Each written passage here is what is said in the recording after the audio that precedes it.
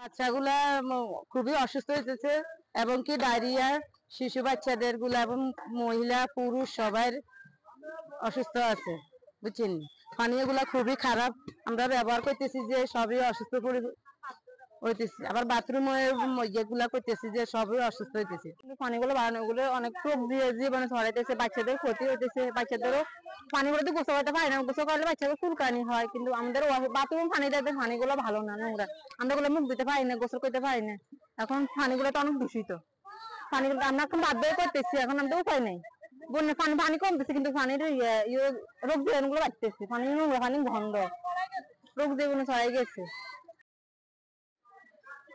নোয়াখালীতে বন্যার অবস্থা তো আসলে আশঙ্কাজনক, এখন মোটামুটি পানি ধীরে ধীরে কমতেছে।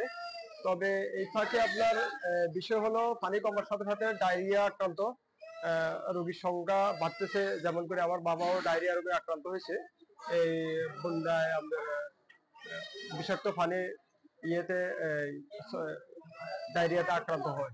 এই বন্যার কারণে হাজার হাজার যে পানিগুলো এগুলা নোংরা কাঁচা অনেক জীবাণু হয়ে গেছে, এই কারণে হাজার হাজার রোগী হসপিটালে ভর্তি আছে। এই কারণে ডায়রিয়া বমি সবগুলা একত্রে রয়েছে, কারণ আমরা ট্রিটমেন্ট নিতেছি। নোয়াখালীতে অতিরিক্ত বন্যার কারণে সমস্ত জায়গায় ডায়রিয়া দেখা দিচ্ছে। আমি ডায়রিয়া রোগী, আমি এখন বর্তমানে বেগমগঞ্জ 10 বেডে ভর্তি আছি। আমার সাথে আরো অনেক রোগী আছে, সবাই ডায়রিয়া রোগী অ্যাডমিশন আছে। নোয়াখালীতে বন্যার পানি অনেক সমস্যা হইতেছে, অনেক কিছু ভাইসে গেছে। আজকে 5-6 দিন হইতেছে আমার বাচ্চা ডায়রিয়া, হ্যাঁ অনেক রোগারোগী।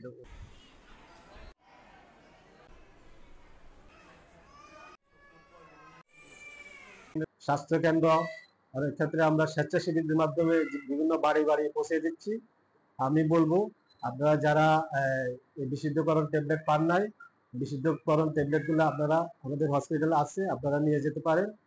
বিশুদ্ধকরণ ট্যাবলেট গুলার নিয়ম হচ্ছে 5 লিটার পানিতে একটা ট্যাবলেট দিলে এটা বিশুদ্ধকরণ হয়ে যাবে।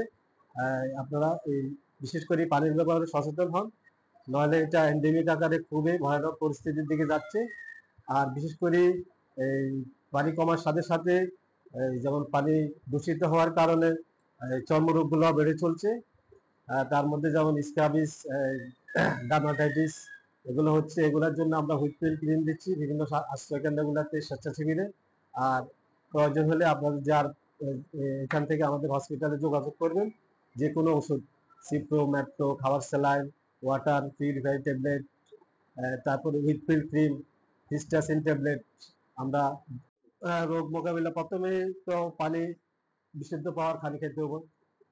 যেমন বিশুদ্ধ পানি এখন সাপ্লাই পানি বলেন, বিশেষ করে আমরা যে ওয়াটার পিউরিফাই যে ট্যাবলেট গুলা দিচ্ছি, এই ট্যাবলেট গুলা 5 লিটার পানিতে একটা ট্যাবলেট দিলে মোটামুটি এটা পিউরিফাই হয়ে যায়।